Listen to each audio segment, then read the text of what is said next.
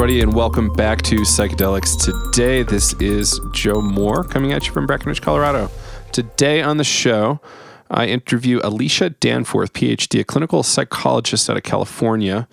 First came on my radar many years ago, I think on the Psychedelic Salon podcast, talking about early MDMA studies happening at UCLA. And she raised a lot of really amazing concerns back then. I was really, really impressed. So very happy I was finally able to have a conversation with Alicia. And this is part of a series for the ICPR 2020 conference in the Netherlands coming up this April, and really excited to be part of that. Alicia will be there presenting on some of her recent work.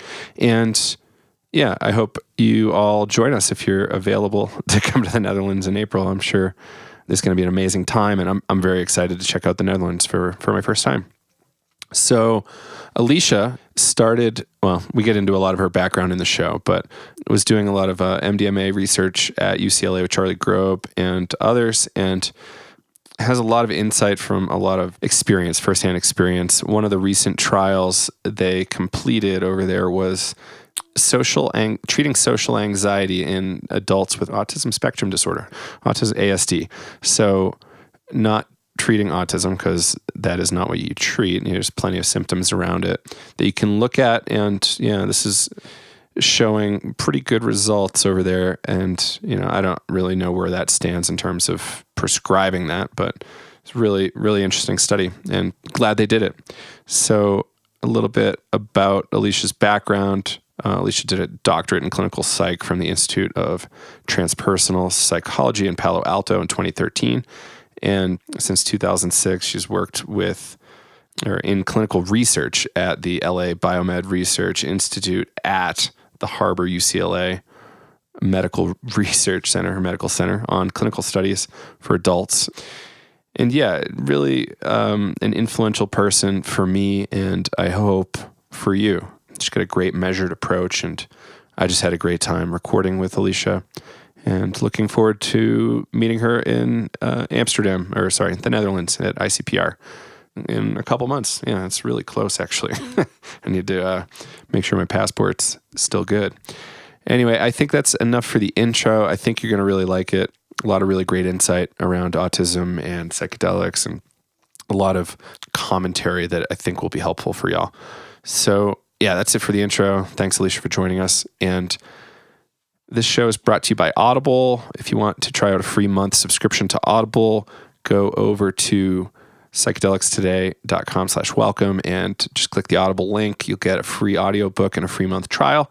And there's plenty of great books out there. I really suggest Mike J's Mescaline or Jim Fadiman's Psychedelic Explorer's Guide if you haven't had that one yet. Both great performances, and I think essential reading, especially Fadiman's book. So yeah, there's plenty of other books out there too. So just shop around. I think you will find plenty of great stuff. There's even lectures on psychology. So like great ideas in the history of psychology by some really amazing lecturers. So there's plenty of great stuff up there for everybody. So check it out. Also brought to you by Onnit. You can use the code PSY today to save 10% at checkout on everything but fitness equipment. Really great coffees and food and clothes. So check that out.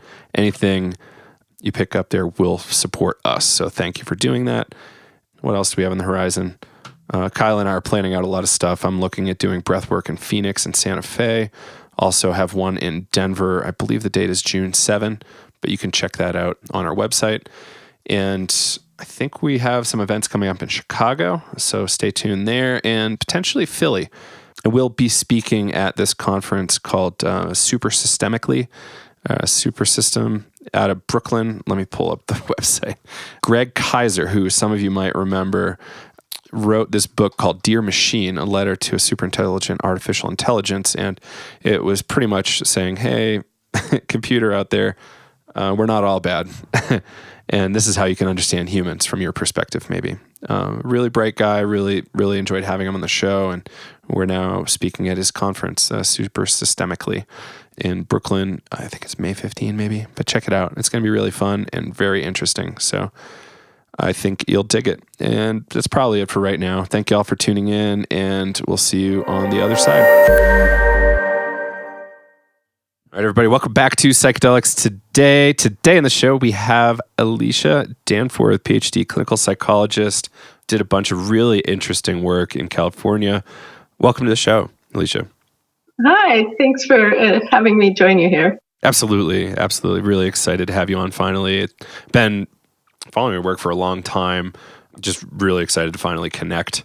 And I wanted to thank you because you reached out a while ago when we did this autism episode with some folks from the UK, and some of our language wasn't really correct or appropriate and potentially a little risky. So you reached out to me and we made some corrections, and really appreciate you doing that. Yeah, likewise. I really appreciated you correcting the record and helping the public stay well informed. Yeah, absolutely. We just did another episode recently with a gentleman out of the Bay, Aaron Orsini. And before we recorded the intro, I made sure to read like 3 or 4 books by people with ASD. And I felt a lot more informed and like have better context for the intro. And it's a far more delicate topic than the public really understands. Yeah, when you combine psychedelics and autism, it gets complicated because new, radically different paradigms are emerging in both fields. And the neurodiversity paradigm is really changing the way we think about autism. And the more people get on board with this notion that human brains are different and humans have different operating systems, and we need to really reach out and be supportive of people in the neurocognitive minorities and, be more sensitive to help them be more comfortable in the workplace and school and social settings, it works out better for everybody than when we stick to a really extremely pathologizing paradigm. And there's a lot of crossover with psychedelics and psychedelic medicine as well. So for paradigm busting here. That's where it's at. I had somebody not that long ago tell me something like, in this psychedelic space, you should, if you want to be really effective, like be weird in one way only, to be taken more seriously. Like, maybe don't dress like a festival hippie when you go to some business meetings or like a conference, if you want to get like, FaceTime with the big names. So interesting. So like, perhaps we should focus on one or the other, or like, try to make the research almost boring around psychedelics and autism. So another thing. Go ahead. That's been an effective strategy. I for years have strived to be as boring as possible, and served me well. I was chatting with a friend the other day who suffers from pretty severe ADD, ADHD type stuff, and it came to mind like, okay, this is another aspect of neurodiversity in the world, and like, do we want a world without, where people don't have ADD? For me, no. Like, so these people are really fun a lot of the time and really exciting. And, for sure I have some of that too, perhaps not as severe as many, but yeah. So it's an interesting thing. Like, do you want it cured? And what does that actually mean? And like, is it appropriate to say that, like this is a big question that extends into autism. Yeah. That's actually what led to a lot of the, discord and frustration at the beginning of one of our studies. And I imagine we can get into that a bit later. Yeah, for sure. Maybe to start, talk about how you started getting interested in doing psychology, clinical psychology research, and where did you get started? Yeah. For years, earnest young people that wanted to contribute to the emergent science would approach me and say, how do I get into this field? And for years, I would just scratch my head and say, what field? What are you talking about? And they're like, well, how did you start? How did you do it? And it would be impossible to follow my footsteps. I took just an extremely unlikely path to come to be doing this work. I actually had 2 careers in completely unrelated fields before I made a sort of classic midlife transition. And truth be told, I stumbled into it. I was working, if you can believe this, at on the campus of I won't say the name, but a major auto manufacturer as a project management consultant in cubicle land, and was absolutely miserable. But it was around the period of time in my life when I was going to Burning Man and had gotten into harm reduction and starting to recognize the untapped value of psychedelics as medicines. That's where my interest began. And I discovered that Dr. Charles Grobe was beginning some research with psilocybin at the Harbor-UCLA Medical Center, which was right down the road from where I was working. So I just began volunteering for Dr. Grobe, making PowerPoints for him and just doing some volunteer administrative work. And entirely unexpectedly, I got a phone call one day, and Dr. Grobe asked if I would be interested in being a study coordinator on that trial. And I had a lot of transferable relevant experience.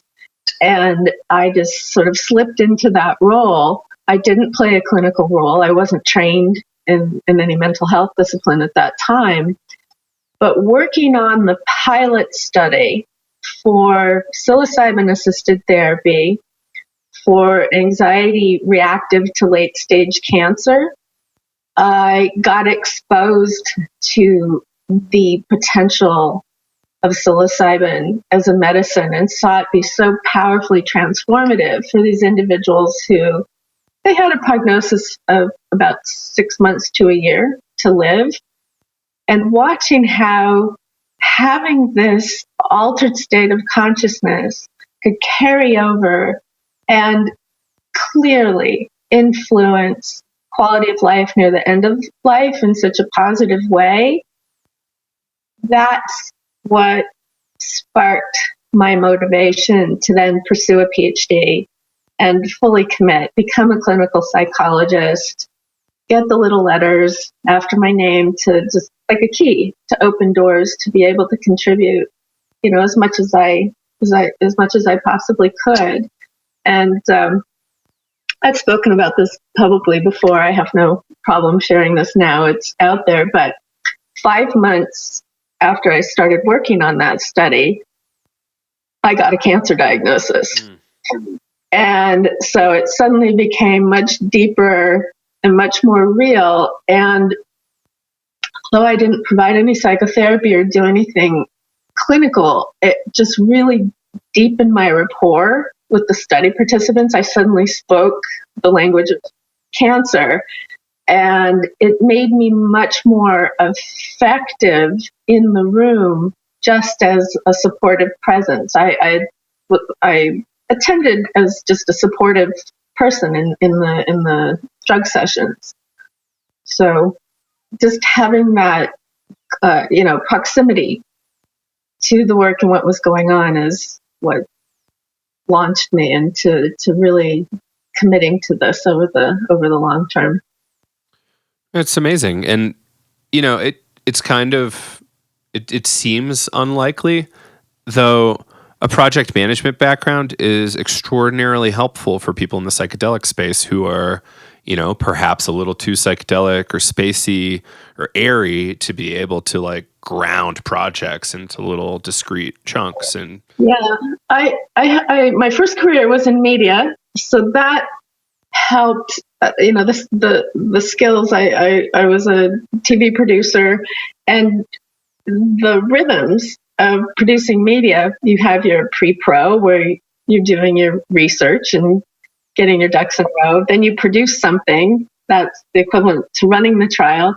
And then you have post-production in media where you're gathering everything you created and organizing it and preparing it to deliver it in a way that's palatable to your audience.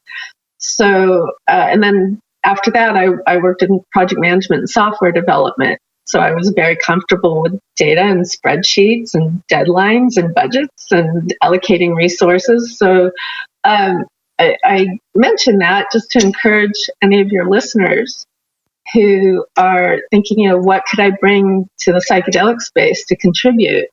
And what got me in the door was the fact that I could make really good PowerPoints. And that's what Dr. Grove needed. So you never know what quirky little skill you have from another discipline is going to be needed. And I think just in the past 2 years, as there's much more mainstream awareness of what's, they refer to it as a renaissance that's going on with psychedelics, there's so many skill sets that are needed to do this work safely.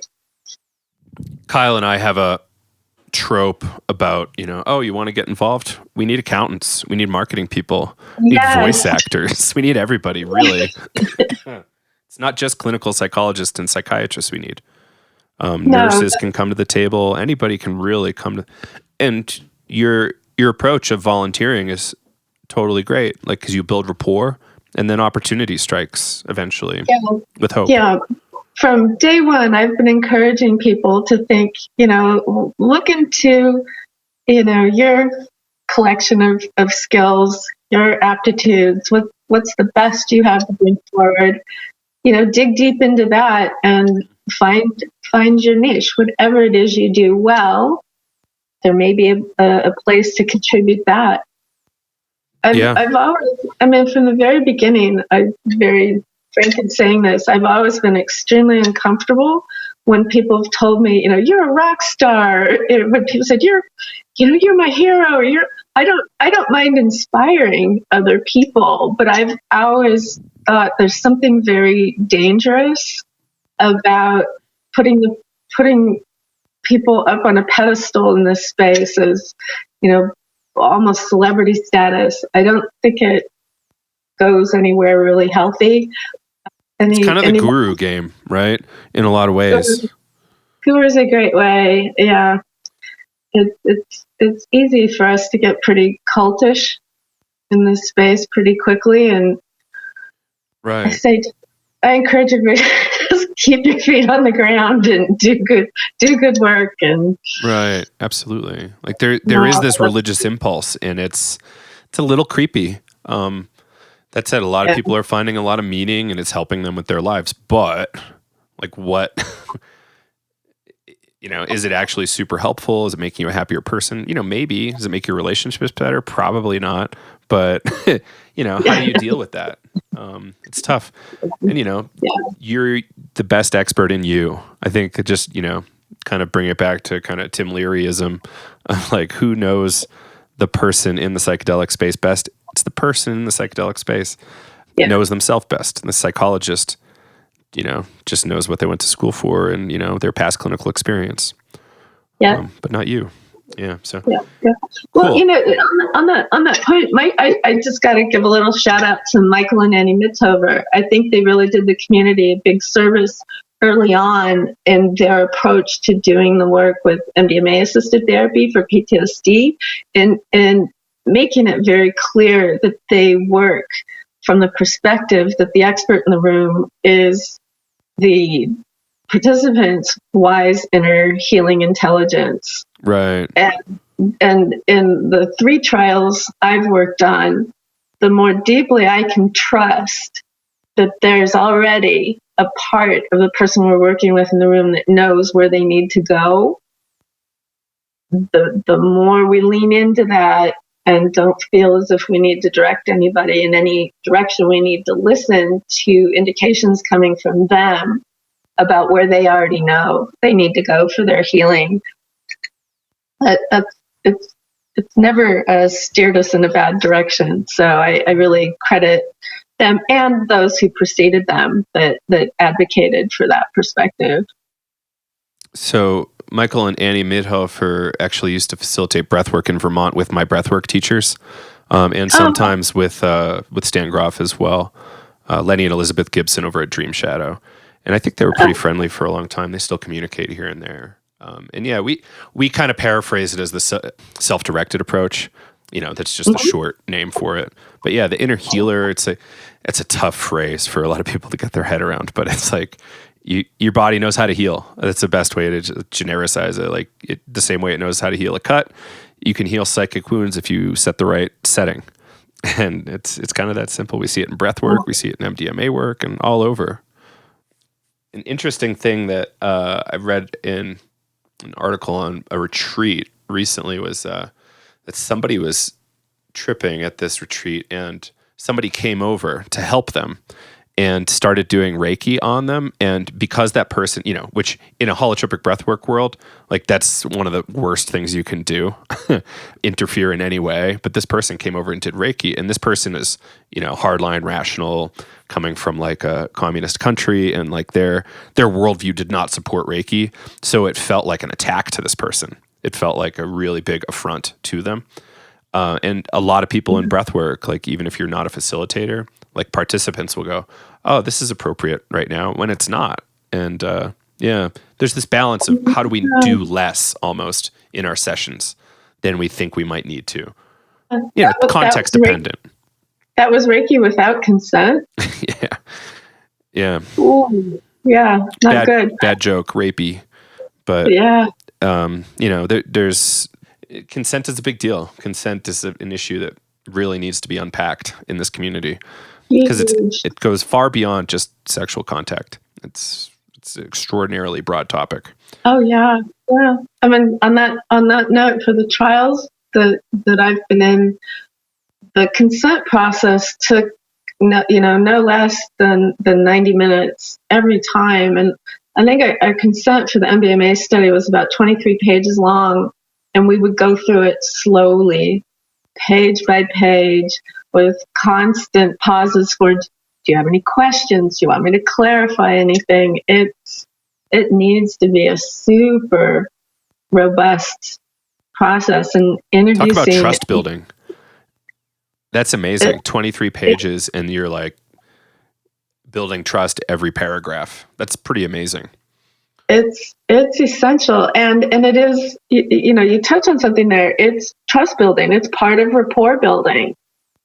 It's very much about both set and setting, helping them get in the right. How safe can they feel? Yeah. It's amazing. It's an amazing process. I do it in breath work pretty regularly when I facilitate, and it's quite the thing to see develop over the course of like an hour or two. Like you come in all skeptical, and then within 45 minutes to an hour, they're substantially more relaxed, and we haven't even started the process yet, really. Yeah. So maybe let's there's so many directions we can go, but first off, let's talk about like why we got connected. We got connected because of this ICPR conference in the Netherlands. How do you say the town? Haarlem? That's how I've been saying it. Haarlem or something. Haarlem. Yeah, it's a little outside of Amsterdam, and I'm very excited. It looks like a beautiful town. Yeah. This will be my first time to the Netherlands, and it looks like a great conference. It's my second ICPR, and the first one was fantastic. They really stepped it up and had a fantastic lineup, a nice combination of folks that had been in the research world for a while, as well as newer researchers working on a whole array from applied science to basic science, and a nice balance of panels and longer talks, briefer talks. I'm really excited to come back. What do you plan to present on? Are you allowed to talk about that yet? It's okay if you're not. I'm going for it this year. The vast majority of the conference presentations that I've done have been really focused on reporting quantitative results of randomized trials. And I'm going in a different direction this year. And truth be told, I've really been struggling with consolidating all my thoughts in the abstract, because I really felt called to address issues related to safety and ethics. So this talk is going to really focus on the, why ethics really matter from a safety perspective. It's not just that everybody should behave and be good and follow the rules for the sake of being good and following the rules. It's for the purpose of making sure that people in really vulnerable states aren't harmed or taken advantage of in other ways. So I'm trying to synthesize input from lots of different sources. I don't have original, qualitative research that I've conducted myself on this topic. So I'm going to be relying on, published peer-reviewed literature from other disciplines, other fields that are relevant. I think it's time, if there's, important takeaway message I have is that other fields have had to navigate similar terrain, and we can look to them about how they solved similar problems like you just mentioned around consent and the potential for people taking advantage of particularly vulnerable populations. There are other fields we can look to. And I'm also taking a deeper look at the psychology of why psychedelics seem to hold this irresistible appeal for people who would seek to abuse power. I first spoke out on this topic at a Palenque Norte lecture at Burning Man when, I reached a point where I felt like I just couldn't be quiet. And I, offered up the first version of a talk that I called Coming Down from the Psychedelic Power Trip. Do you remember what year that was? Probably 2015. It's a podcast. I think Lorenzo podcasted that on the salon. Yeah. I recall that one. He did. It was very raw at that time. I wasn't, didn't have a lot of citations and scholarly literature. But since then, I've been refining it and trying to back up what I say with, data and citing other references. So it's more grounded in theory and research. So my talk at ICPR is going to be kind of the refined, grown-up, more supported version of that earlier talk. Yeah, 4.5 years after the first time, which is awesome. Like, there's been a lot that's happened since then, and I think we've all grown a lot in the last 4.5 years. And like, your point's very well taken. Like, rape crisis centers are a great thing to look at. Like, there's therapists themselves, like, outside of the psychedelic space, self-reporting abuse. Like, it's unbelievable at very high rates. It's pretty wild. So what is this about a vulnerable thing that somebody wants to just pounce on? And you're quite vulnerable when you're a couple hits acid deep or, in a therapeutic space with psychedelics. Yeah.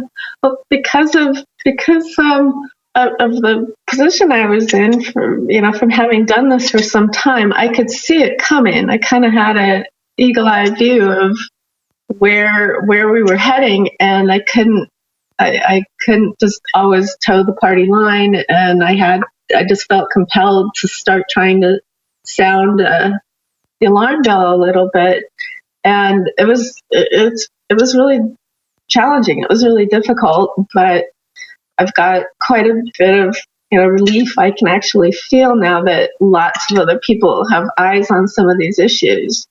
But where I kind of went with it in the early years, I kept asking myself the question, why is this happening?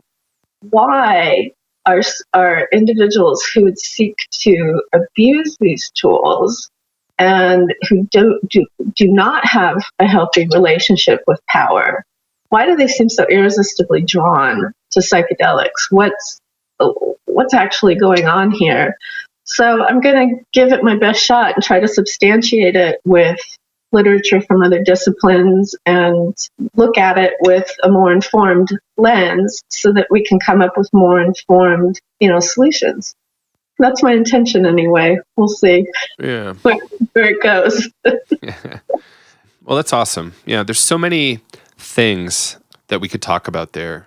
It's really important. I'm happy you're doing that. there's so many stories that come out. Like, I'll genericize this one so we don't have to go into detail. But like, for instance, why, if someone gets abused and they need to come out about it, and the community is saying, don't come out about it because it's bad for the movement, what kind of movement is that? Is that one worth supporting, or should we be far more honest? Like, that's a paraphrasing Dimitri Moujanis on his critiques. He's an extraordinary person as well, but it's it's an interesting thing that we really need to pay attention to that. Like, shamans abuse people, therapists abuse people. Like, we need to really figure this out. And what I'm hearing you say is something we've been talking about a little bit, where a lot of this work has been done. It's just not here. Like, we can copy models from elsewhere, and they'll translate just fine over here. We don't need to always recreate the wheel just because this is psychedelics and Burning Man and whatnot. It's a whole thing. Like, there's plenty of stuff we can recycle. Yeah, and I'm kind of giving away the punchline here, but one idea I struck on that when I shared, I kind of see the little light bulb go on over people's heads, is when I offer this perspective, anesthesiologists had to figure it out because they're working with people in profoundly vulnerable states. And how, as a profession, have they implemented policies regarding training and ethics? What have they documented? How have they decreased the likelihood that someone who's practicing anesthesia is not going to take advantage of how vulnerable their patients are? There are little nuggets there that we can glean. And I think what I'm advocating is sort of take the best of the best policies from multiple other disciplines and fields as they're relevant, so that we own, as a community, as a broad community in both controlled clinical settings and as part of this broader decriminalization movement. How do we determine which guidelines and codes of ethics we'll follow before somebody else with more money and power does it for us? Absolutely. Yeah.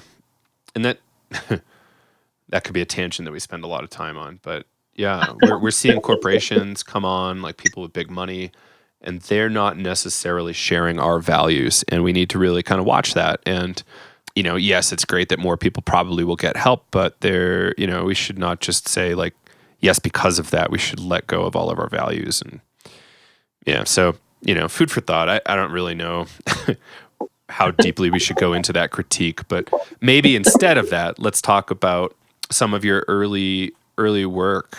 Maybe we'll start with the clinical stuff. Like, when you became a PhD, like what kind of stuff were you seeing that was interesting, or what were you jumping into?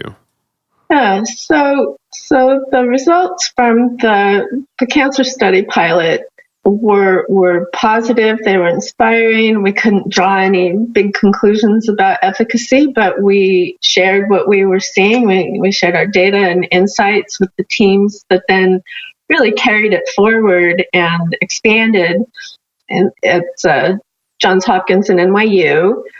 And around the time I was expected to be writing a proposal for my dissertation, because I was still in cancer treatment when I started grad school. I was sick of cancer.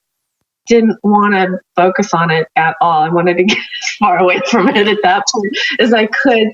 So I just started thinking as deeply as I could, just allowing myself time to kind of meditate on other indications. Who else might be helped with medical uses of psychedelics and classic psychedelics and atypical psychedelics, and for reasons that are kind of difficult to convey to others. There was no one catalyzing moment, but my mind struck on this idea: if MDMA is known as an empathogen, what about this population I'd heard of people who have this Asperger's diagnosis?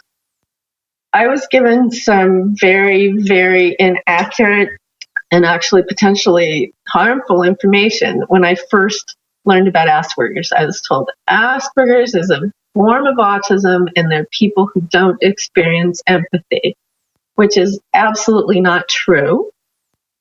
They have atypical experiences of empathy.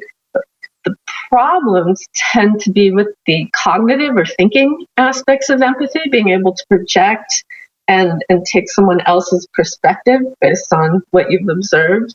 But the feeling part of empathy is often very deep and intact if an individual has enough information about the condition of someone else. So I was very wrong-headed in my initial, research question. Can empathogens help people who are not empathic become empathic? That wasn't the issue.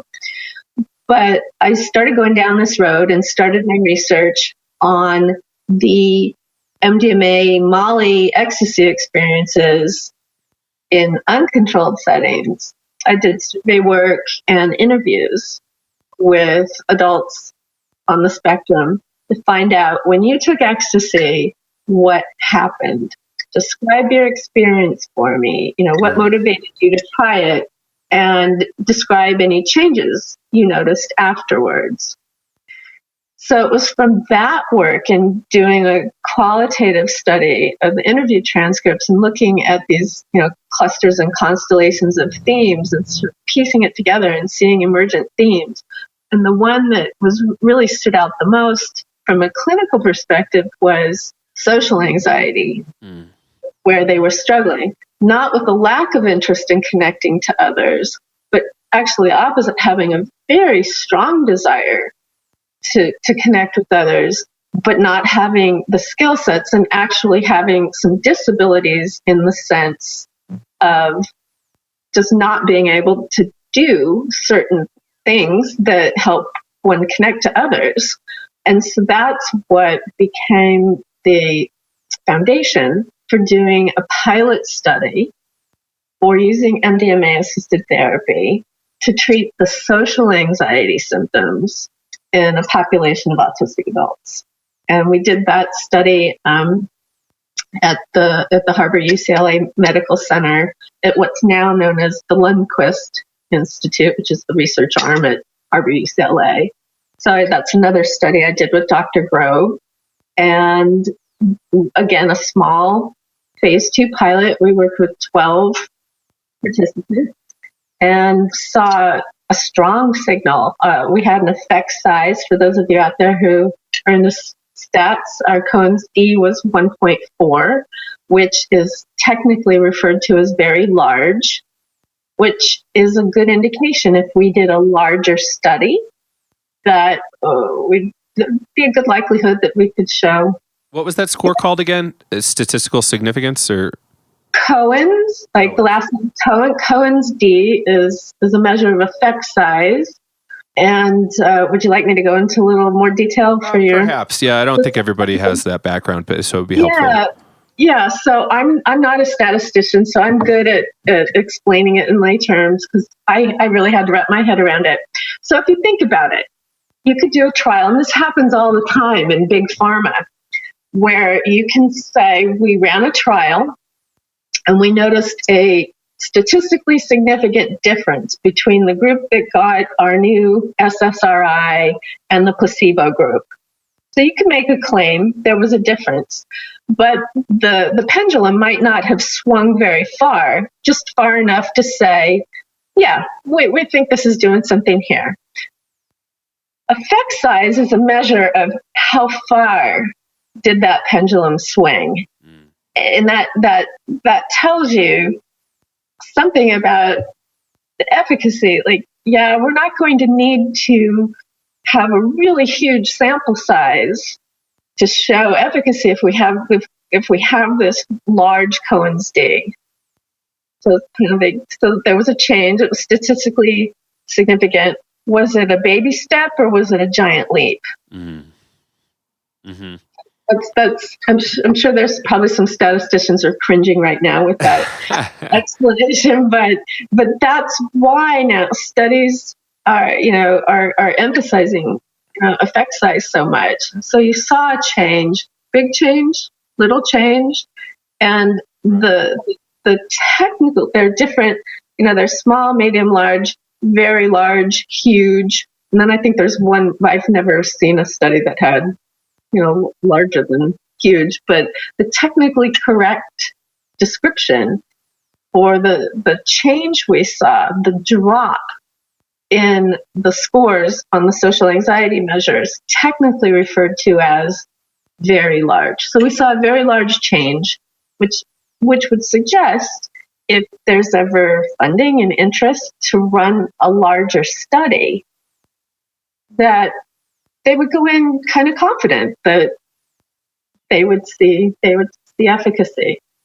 What kind of sample size did you have For the MDMA? Little pilot, 12.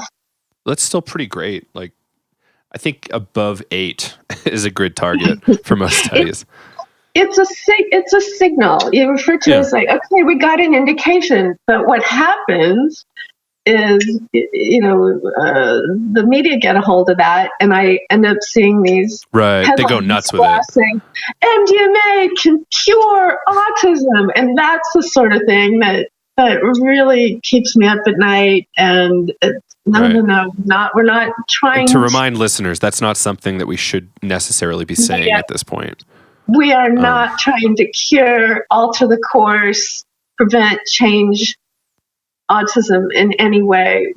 Our intention is to focus on what's challenging for people on the spectrum and help alleviate those symptoms so they can be, more comfortable being their own authentic autistic self without being in the grips of that crippling social anxiety. Yeah, it's complicated. So this Cohen's d effect size. I guess I just finished reading a book that Bill Gates suggested called How Not to Be Wrong, How to Not Be Wrong or something like that. And it was essentially written by a mathematician, statistician, professor. I forget where he's from, but it was really cool because it broke down a lot of this stuff. And I think they genericize it to just effect size.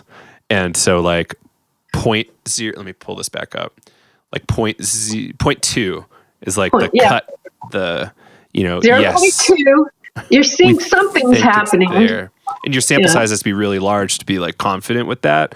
But like really clinically, like, I think there's probably a lot of cancer drugs that are like 0.2 and they're still prescribed a lot. And, it'd be a lot better if we had things at 1.4 at a pretty large sample size. So it's rare. At 0.2, you're like, cool, I'm glad we did this research. At, 0.8, you're, high-fiving. At 1.4, it's kind of popping the champagne corks, but still, don't get too far ahead of yourself. But that's what's contributed in these early studies with smaller ends. We've been seeing very large effect size, and that kind of fuels some of the zealotry, and it makes it extremely difficult for the researchers to kind of mitigate and contain their own bias. It's a very valid critique that the researchers in this field so far have been biased. But what you look for is what strategies, if the researchers are being really honest with themselves, which really intentional strategies did they use to clamp down that enthusiasm and stay grounded in the data and remain as blinded as possible. An example of really effective strategies that MAPS employed, rightfully so. The media has critiqued them, saying, it's a bunch of advocates that are pushing this thing. So what does one do when your research is sponsored by an organization that's trying to get MDMA approved as a legal prescription medication? How do we push back against our own bias? I went in as an investigator on this study, having spent several years talking to people about their experiences with MDMA. And I had to work extra hard in my interviews to encourage him to tell me anything negative that happened. It was often like pulling teeth. I did get accounts of, adverse events and things that did not go well. I don't mean to imply that MDMA is perfectly safe. It's not by any means, but the reports were overwhelmingly positive. How do I bracket my exposure to all these positive accounts when I'm trying to go in a controlled research setting? So your listeners, I hope, might find this interesting. This wasn't, our original idea. Other studies have done this, but it worked especially well for us. There was a resident at Harbor-UCLA at that time, Dr. Chris Struble, and he was not, a big psychedelics enthusiast. He was psychedelics curious and neutral at best, but he had no agenda and was pretty bias-free going in. So he did every administration of our primary outcome measure. He did all the social anxiety interviews. And we instructed the participants, do not share with Dr. Struble what you think you got, placebo or MDMA. We're not going to tell you what we think you got. We're going to record it, but we're not going to show you what we think you got or our level of certainty that that's what you got. It was all blinded. We didn't share anything with Dr. Struble about what happened on the weekends when we did treatment sessions. So he was truly a blinded, independent rater. He just would sit down, ask questions about social anxiety. And that helped us keep the data protected from the bias, because he had no idea when people would come in who got placebo and who got MDMA. And then the numbers just speak to themselves. So yeah, that's a really cool way to do that. We're looking at doing some HPPD research that's publishable, and we're looking at how to, structure it. So we're going to actually hire some research scientists to say, like, okay, how should we structure this thing so our data is actually, pretty sweet. And fantastic. Yeah, it's going to be really interesting. And a fascinating thing is it's really not going to be that expensive to do this research, which, is pretty excellent for us because we don't have a lot of money. And it's kind of an orphaned disease that no one wants to talk about. To back up just briefly, negative experiences in MDMA psychotherapy sessions. So outside of the clinical data, I have read reports of, like, in the underground, like suicides, like the next day, like literally, like bad fallout. And, people getting in big trouble, and, people lost their lives too, which is worse. So, this stuff isn't perfect yet. And we really have a lot of learning left to do. So, your friend went through a whole bunch of trauma. Is it really the best idea for you to feed them MDMA? Probably not. I'm not. Really. Probably not. And, one of my pet soapbox issues that I've been spouting off for years, but it's kind of been falling on deaf ears. But I think now we're at the point where people can start hearing this case more. There is a known non-responder effect with MDMA. I gave a talk last night at Stanford in a auditorium sort of hall, and I asked everybody, how many of you have heard of someone in not outside of a research setting who consistently, takes MDMA and just does not have a good role? They might say, I feel like I had a cup of coffee, but I don't get that. I don't get that loved up feeling like I don't want to join your cuddle puddle. I'm not there. I'm just not feeling it. And probably about a third of the people raised their hands. Well, we're seeing that in controlled research settings as well. And on the social anxiety study with MDMA, we had a classic non-responder. Not only were there no reported subjective effects, like, nope, I don't feel anything, nothing's changing. After the treatment sessions for both of them, Dr. Grobe and I both recorded in the log that they got placebo, and we were very certain. And I usually kind of hedge my bets. I usually would check, like, I'm somewhat certain. But we were both like, this was placebo. And there was nothing in the vital signs. No change in body temperature, no heart rate change. And 6 months later, when we broke the blind, and it was revealed that it was an MDMA session, you could have, knocked me over with a feather. I couldn't believe my eyes. And I was so baffled by what I was seeing, I requested that MAPS please order a special analysis of the blood sample that we took during the session. And sure enough, it came back and they'd received a 125 milligram dose, because we were speculating, like, did they cheat the pill? Was there an error in the pharmacy? What happened? That couldn't have been MDMA, and sure enough, it was.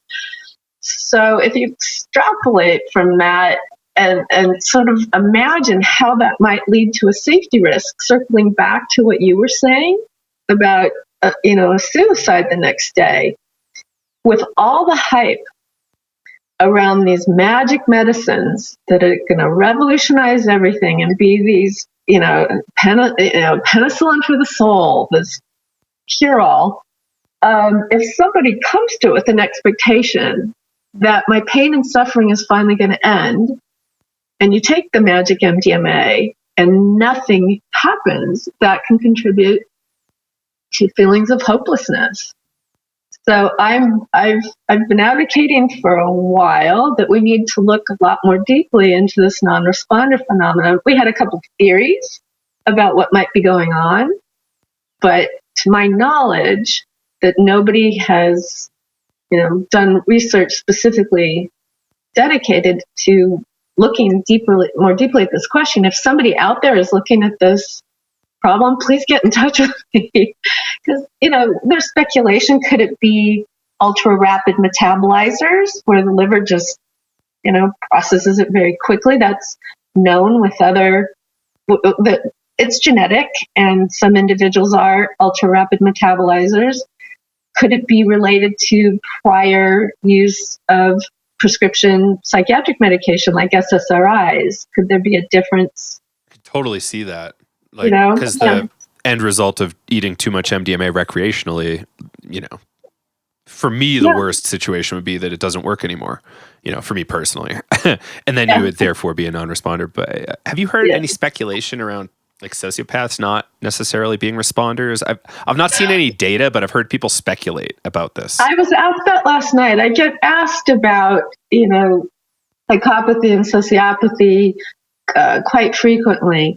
And I haven't seen any data, but there seems to be a general interest in treating anything that tends to be treatment refractory or, really problematic. But that is a fascinating research question. And I hope that at some point somebody will take a deeper dive.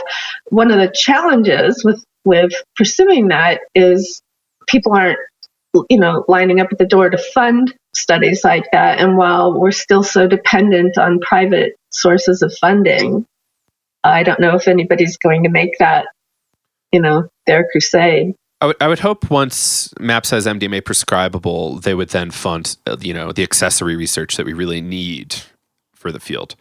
That's my hope as well. Yeah. From what I understand, the plan more specifically is to bring more drugs to market, but we'll see we'll see what happens. We have a couple years left before, those things actually go down. So let's hope. And universities are getting super excited about all this stuff, so we're going to see more and more research. It's really accelerating. This is like that.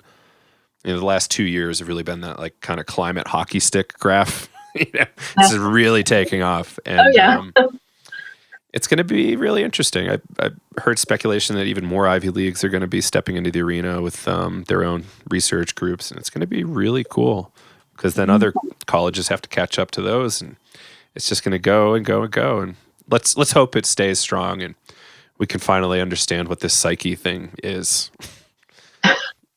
So I don't know. I kind of find the mystery very delicious. I hope we don't figure it all out. Yeah, it's going to be a long time. I think we got at least another 1,000 years. But Who knows? Who knows? Maybe it could get even more fun once we do. But yeah, I'm not a pure reductionist, so it seems like it's going to be really fun once we get more and more data. But time will tell. So Ben Sessa and his team did this 8-person kind of pilot study with MDMA for alcohol use disorder. Did you see that? I've been aware of it. Yeah. And that was interesting because we did that podcast with him, and it's really hard to talk about an 8-person pilot study like we were just chatting about. Like you did 12 and you're still like, I don't know, like statisticians might not be happy. But like, did you have any kind of reaction to that kind of like small pilot or like coming out before the study was complete?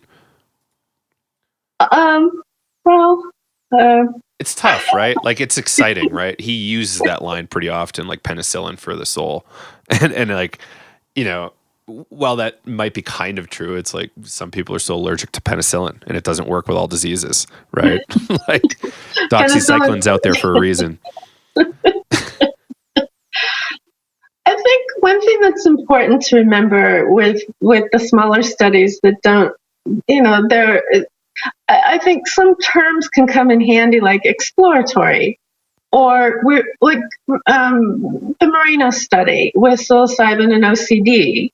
It never made a big splash because it couldn't make any claims about, statistical significance. Right. But there can still be value, even with, say, for example, case studies. In the very early days, when you're looking at a new indication, were there any safety issues that came up? Was it feasible? Did the way you structured your protocol, could you run study participants, or did you encounter problems? So I don't think there's anything essentially wrong with exploratory studies. Just going to couch them properly, right? This is not a phase 3 trial with like multiple sites, etc.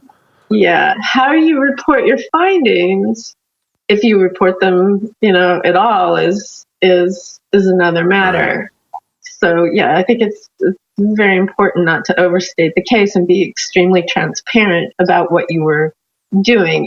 In preparation for running a larger study, we did the small pilot, or we had intended to treat more participants, but we didn't, and here's why. Here's why we stopped. It's not going to garner a lot of attention, but it might still yield some information of value. Absolutely. Yeah. Like, is it about media buzz and like, or is it about like, boring science? Like, I hate to say it, but ask the question, should science be boring? And in this case, coming back to what we were talking about before, you're like, maybe that's the best thing. I embrace boring to such a great extent. So I'm no fun at all in that regard. I'm all about the boring. And, you bring up a really interesting question about publicity and media attention. When we Dr. Grobe and I were considering, doing the social anxiety study, a MAP-sponsored study. We just did our due diligence and checked in with Michael and Annie and said, hey, how's your experience been? And, what they said, overall really positive. And that really surprised me. They said the most difficult thing has been dealing with the media. And that seemed to sort of come out of left field. Like, wait, what? But I echo that now. The biggest challenge, the biggest headaches, distractions, waste of my unpaid time on the weekends was really pushing against this overblown media hype and these very overblown claims that were made in the media before we even started treating anybody. And it was very difficult as a researcher to push back and say, stop. This has the potential to encroach on the integrity of the data. You're going to build in confirmation bias and expectancy bias. It's not healthy for the science to have people who are in the enrollment process hearing, testimonials about other people who received the treatment. I mean, talk about a challenge with bias mitigation. And then the other challenge we had with media was just grossly inaccurate media reports. Right. Just and the hours that I spent chasing down journalists that published things that not only were inaccurate, but potentially posed a public health and safety risk. There was a huge tension there. And yet, in being very grounded in the realities we were confronted with, when we're entirely dependent on public funding, if you don't talk about what you're doing, there's no other avenue for funding, because you can't apply for a government grant. You can't count on the pharmaceutical industry funding your research. So you've got to share something. But finding the perhaps that's where Rick comes in. Like, Rick's had this balance of like controlling the narrative in a great way, I think, largely with the media, because he's kind of the poster child with the media, and he's been able to kind of steer this conversation in a really helpful way, largely. And I don't think he's necessarily overselling, but though, that's where the money comes from for MAPS. And, without that media hype, how do we get those dollars? And especially because the feds aren't dishing it out really yet. Yeah. I think one message that he's been very effective in getting out is advocating for the combination of therapy with MDMA in the world of medicine. Mm-hmm. I don't know how well that message goes over with people outside of sanctioned settings and settings where they've had to jump through a lot of regulatory hurdles. But I think he's advocated well for the importance of combining the MDMA with therapy when you're working on treating a clinical indication. So, back to the boring stuff. There's a crisis in science, psychology, maybe specifically around replicability of these studies. And, everybody wants to be first to publish on something. And, that's perhaps the fastest track to tenure if you're concerned with that kind of thing, which a lot of university people are. And nobody really wants to replicate. We teach a class pretty regularly called Navigating Psychedelics for Clinicians and Therapists. We've got a lot of great guest teachers. And yesterday we kicked off a batch, and there's a gentleman from Switzerland there who plans to recreate a lot of studies that Charlie Grope worked on, and I think you as well. And that's going to be really cool to see those replicated outside of, the American, research world and in a French-speaking part of the country, I think, which is going to be really neat, because the French don't have much to say about this yet, because not much has been done in the French world on psychedelics, and that's probably a global problem too. Like, Russia and China aren't really looking at this stuff yet, and perhaps that's a language thing. Yeah. Well, you can look to earlier waves of research with psychedelics. There actually is, I guess some people are aware, but there's sort of lesser known research that was done with LSD, psilocybin, and UML in the 60s primarily. What's UML? A methylated version of LSD. Sounds fun. It's not well known, but they were looking at it back then. And it becomes very apparent when you dig into the protocols and look at the work that people like Loretta Bender, she's kind of a controversial figure, but you look at these studies that they were working with what was then known as juvenile or childhood schizophrenia, but which would probably be better understood today as autism. Was this the stuff happening in New York? There were a few studies. Gary Fisher was working with kids, institutionalized kids in California. Yeah, there's some wildly unethical research way back. But when you really look at how they were doing the work, so psychedelic science is very hard to talk about because of the subjective nature of the psychedelic experience. We have the language of science that studies the psychopharmacological effects of drugs, but we don't have a lot of language or conventions that hold the effect of an altered state of consciousness very well yet. So we're kind of squishing psychedelics into the same models we use to test cholesterol-lowering medication and so on. Right. A lot of drugs don't come complete with a whole subculture with them. People don't, flock out to festivals to take, treatments to, for psoriasis. It's very different field. And when you look at these earlier studies with LSD and autistic minors, it becomes apparent that the role of the clinician as instrument is essential, because in some studies they stuck a kid in a room and somebody with clipboards watched him behind a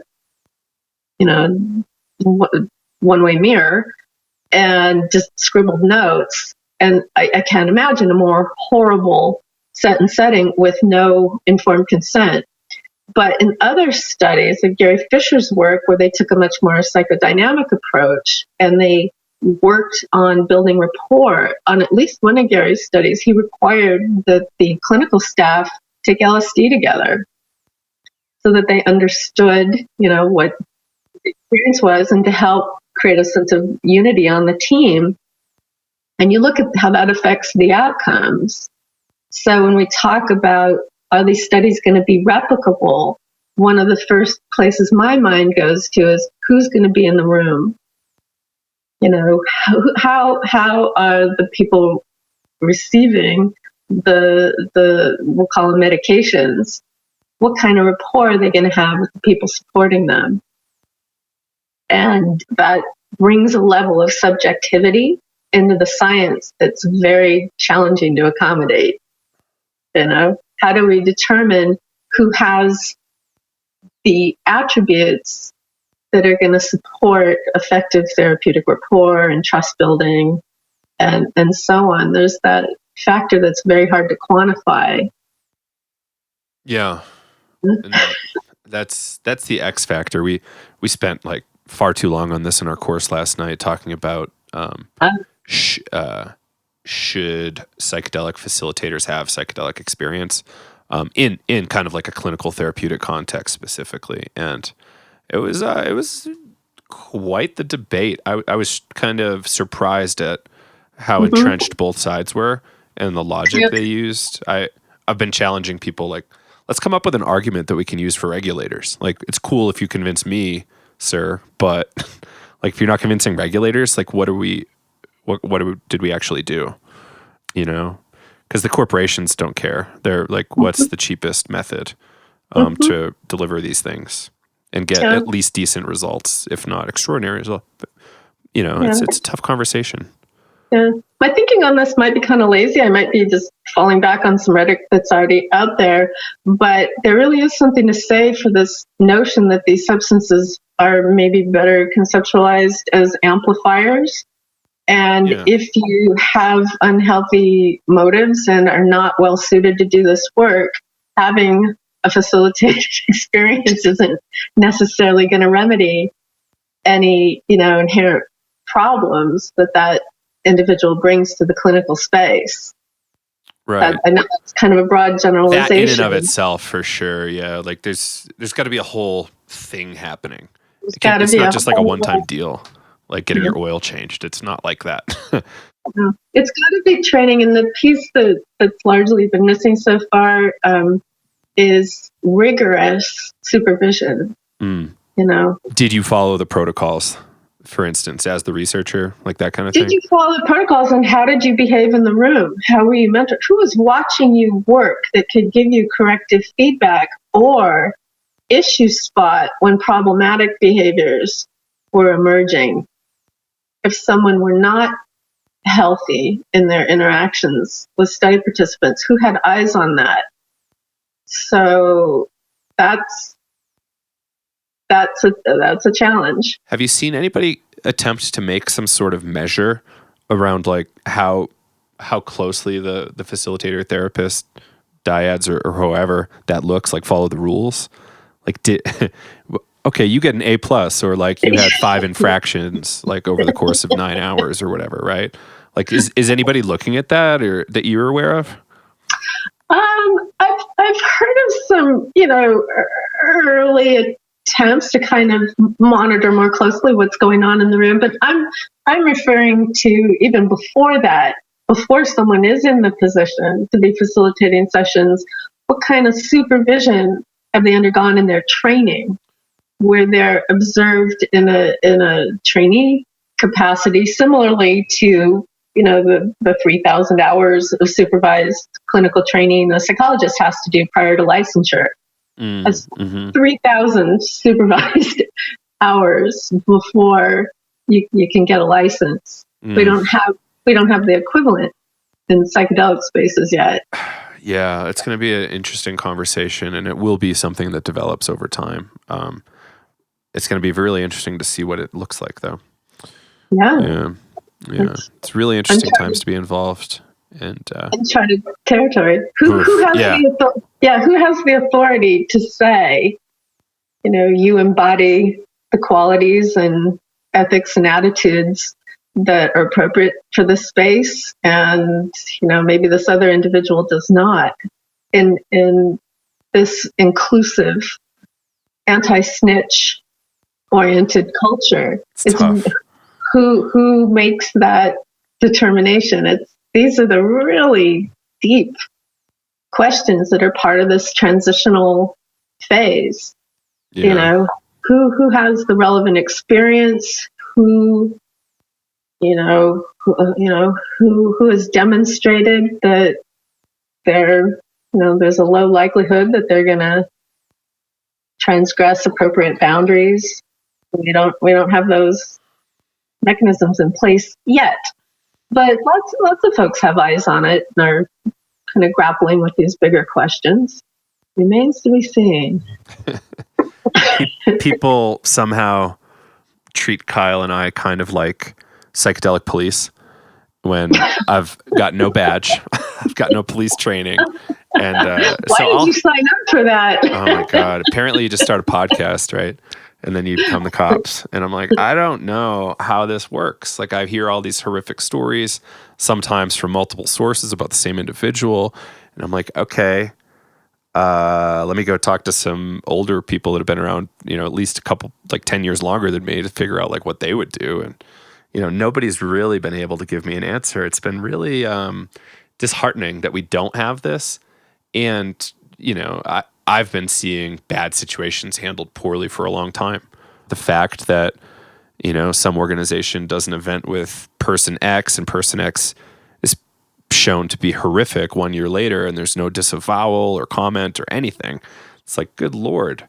And then other people who are very senior in the world protecting folks, or not necessarily protecting folks, but okay, you've assaulted like 9 to 45 women in drug sessions, and you're going to let this person continue without calling the cops. Like, at what point do we involve law enforcement in this underground, which is very different from a clinical world where the cops would be involved pretty quickly, I would assume.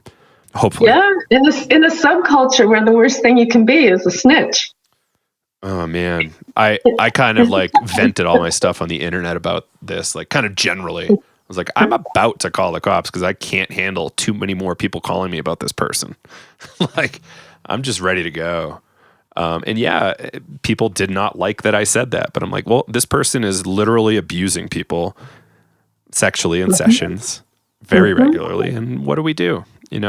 So this is a conversation that we really need to keep having and figuring this out in the subculture, and people coming in. You just read Michael Pollan, now you're enrolled at CIIS. Like, consider that not everybody here is friendly. Not everybody is your ally. And, perhaps keep some social distance from people in the field. Yeah, great, they're great colleagues, but maybe not make them your friend. Like, consider them colleagues. And it's been a tough walk to walk. It's been a tough walk to walk, and it's important. It's important to never lose sight of what drew us here in the first place. It is the best of times. But at any time when there's a lot of polarization and revolution, we're kind of a microcosm of larger trends.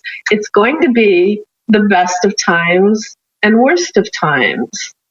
And it's also the best of times. It's so important not to lose sight of the avenues of potential healing that are opening up for people that,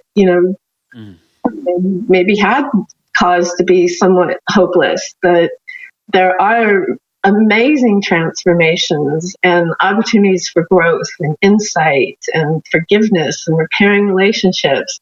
All the positives that drew so many people and kind of, stoked the fires of all that enthusiasm, that hasn't gone away.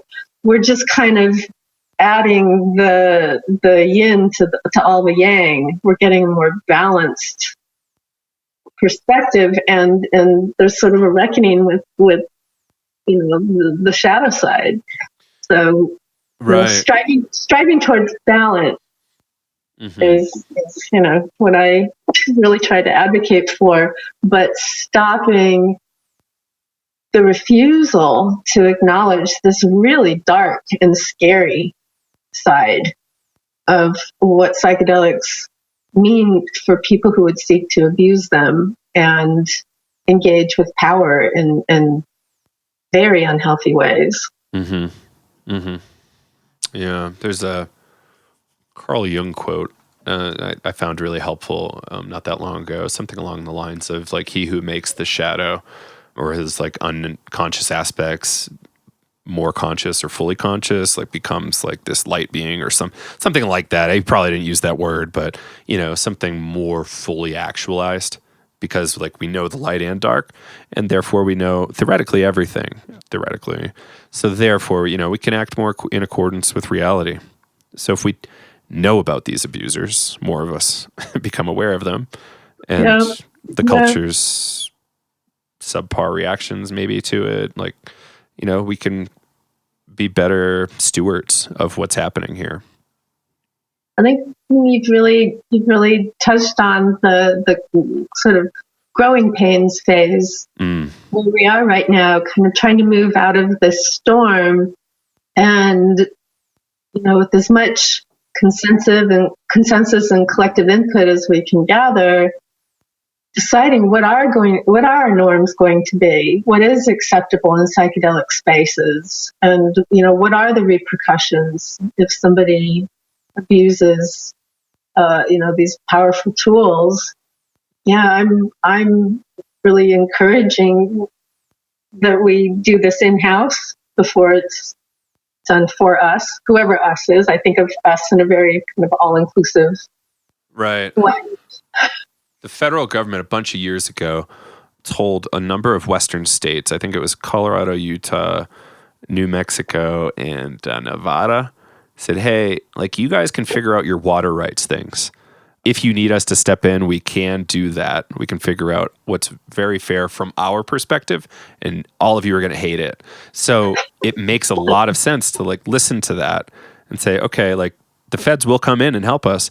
Do we want them to? The answer is probably no. Like, let's get our stuff together now or as soon as we can and get ahead of that, because we don't, FDA is tough. DEA is tough. I hear that. Yeah. And right on. Well, okay, Alicia, we're at a bit over an hour now. I really appreciate your time. I guess let's kind of plug this conference one more time, ICPR, make them a little smiley. ICPR, if you're gonna travel for a conference this year, I don't think you'll be disappointed if you head to ICPR. The food was good, the venue was excellent, the location was fantastic, but the quality of the questions from the audience, that's always an indication to me of sort of the measure of what people are bringing. The audience, the attendees were fantastic. The conversations between talks were stimulating. It was really a very positive experience when I was there a couple years ago. So I'm expecting, based on the prior experience, I'm expecting to be glad I've committed to fly over there. Great. Yeah, I'm excited too. it looks beautiful. I think it's in like a Philharmonic Orchestra type building this year. And it looks amazing. And the quality of people, yourself, Wade Davis, Ben will be there, a number of other big names in the psychedelic space. Matthew Johnson, PhD, psychedelic behavior change, psychedelics as behavior change agents, duh. But yeah, it's cool. And there's just tons of folks and tons of great partners. So very excited. Never been to the Netherlands. So don't forget a shout out to the rising researchers, the people who are bringing something really fresh and new too. Mendel Kalin will be there. Yeah, let's run through a couple names. Elizabeth Nielsen and Ingmar will be there, which is going to be cool. Microphenomenology. This is an interesting thing. I've never heard of that. But some names I can't really pronounce. Helena Eicher and Willie Reitschik, Janice Phillip. Torsten Passy will be there. That's cool. I really appreciate him. Yeah, there's just so many people there. It's going to be fun. Yeah, like you say, a lot of rising stars, I think, too. And very excited. It seems like it'll be really sciencey, which is nice. Or just rising committed people who are going to be very boring and have no interest in being stars. Those are the talks I seek out these days. They tend to be often really rich and interesting and worthwhile. So. Yeah, that's kind of been our approach here. Like anybody that's got a huge name, we kind of like take a really long time to get them on the show.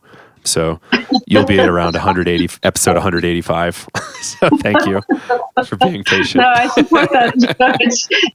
People have heard what we have to say. It's right. It's all on the Psychedelic Salon and YouTube everywhere. Like there's so many smaller voices. Yeah. There's so many interesting things left to be discussed and found. Yeah. The people with that fire in their belly that just have something they're really enthused about and are ready to share. Oftentimes the people who are new to the scene really have fantastic fresh perspectives. So encourage everybody, if you attend ICPR, to seek them out as well. Yeah. And say hi if you see us in the hallway, please. It'd be fun to chat. So Alicia, thank you very much for joining us on the show. Really appreciate you and your work and your approach. And I hope to reconnect with you again, and I'll see you in a few months in the Netherlands. Yeah, thanks for creating a place to talk about some of these topics. You are welcome, and thanks for playing. Okay. And there you have it, Alicia Danforth, PhD, clinical psychologist. Really awesome talking to Alicia, and I really appreciate her perspectives and insight from many, many years of doing this work. She's been very influential on me from the earliest inklings that this psychedelic material existed outside of books. Yeah, like some of you might know, I just spent so many years reading this stuff and not really connecting with others that when I found a podcast like the Psychedelic Salon and an interview or a talk by Alicia on there, it really, really impacted me. So I hope this had a similar effect on you. I hope you learned something and, take it out there into the world and see what happens. There's a lot of misconceptions out there about psychedelics, about various neurotypes, I suppose is a good phrase for it. And, there's so much we need to learn. Science is very young. Like, for instance, psychology, like we really don't agree on much in psychology from foundational theories of how the mind works. So we've got a long way to go. And I hope you learned something here. So I think that's it for now. Thank you, Alicia. Really hope we get you on again and looking forward to seeing you in ICPR in Amsterdam. If people want to learn more, ICPR 2020, pop that in Google or icpr2020.org, and you can learn plenty. So I'll be there. Kyle won't be able to make it. He'll be elsewhere. And there's amazing people on the lineup at ICPR. I think Dr. Torsten Passy. It's a little late right now, so I can't get you all the names, but a lot of great folks, really a stellar lineup. I was shocked by how many people they had. So I'm really excited to see a non-New York psychedelic conference. It's going to be fun. So thank y'all for tuning in. And if you want to help us out, please send some of your friends some of these episodes. There's, a welcome page that you can check out to kind of understand how to pitch our podcast to somebody if it's a little weird. Also on there are links that help us out if you use them to Onnit or to Audible. Really helps us out when you scoop up an Audible subscription or a Onnit, some products there. And, if you want to help us out more concretely, you can support us on Patreon. It's patreon.com/psychedelics today. And as always, a review on iTunes or your podcast app on your iPhone or on Facebook. All are amazing, and we really appreciate everybody that's done that so far. Thank you all for doing it. And the more we get, the better. The better guests we'll be able to pull on, and the more content we can bring you, including new classes and workshops in your area, all that kind of fun stuff. So thank you all for listening, and really appreciate you. And we'll see you on the next episode. Joe Moore signing off from Breckenridge, Colorado for Psychedelics Today. Peace.